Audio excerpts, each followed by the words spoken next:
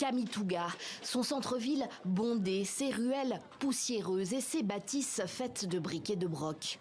C'est depuis cette cité minière du Sud Kivu que s'est propagée l'épidémie de Mpox en RDC. Ce médecin se souvient de ce qu'il a constaté il y a un an sur un homme venu consulter à l'hôpital.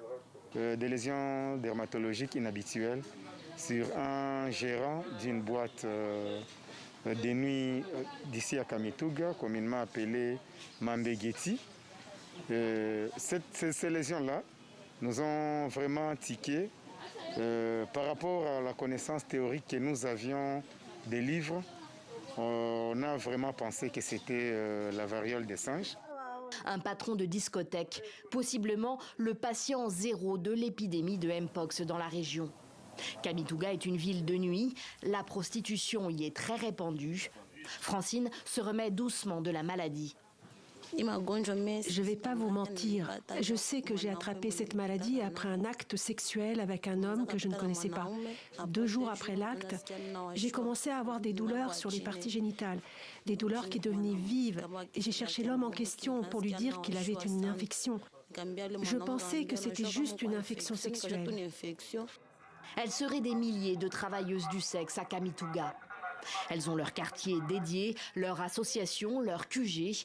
Elles savent qu'elles ont été et sont encore le principal vecteur de propagation du Mpox dans le Sud Kivu. Lorsqu'on travaille, on a des préservatifs pour nous protéger du VIH-Sida et d'autres infections. Mais pour le Mpox, j'ai l'impression qu'il n'y a pas de protection parce que le virus passe par la sueur. Lorsque vous rencontrez un homme, vous attrapez la maladie simplement à cause de la sueur.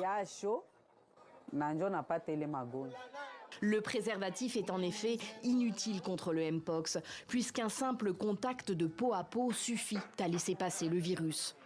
Les symptômes peuvent être bénins, fièvre, courbatures, mais les cas graves peuvent se traduire par des cloques proéminentes et douloureuses sur le visage, les mains, la poitrine et les organes génitaux.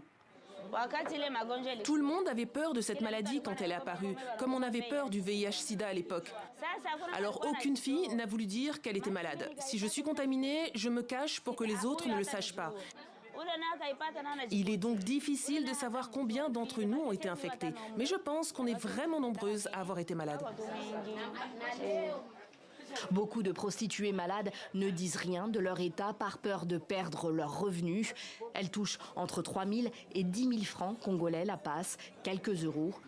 Les professionnels de santé demandent aux autorités locales de fermer les boîtes de nuit et d'indemniser les travailleuses du sexe pour le manque à gagner, avec l'espoir de stopper la propagation du virus.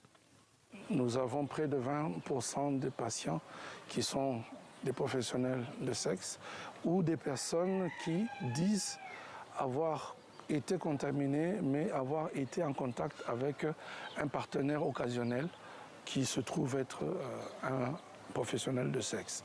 Et donc cette catégorie est assez vulnérable et très exposée. C'est important que cette catégorie soit vaccinée.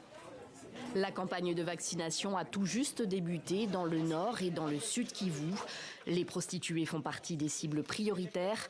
Leurs clients à Kamituga sont essentiellement des orpailleurs venus chercher la fortune dans ces mines abandonnées. Et là, la sensibilisation reste absente. La plupart de ces hommes n'ont aucune idée de ce qu'est la maladie et de comment s'en prémunir.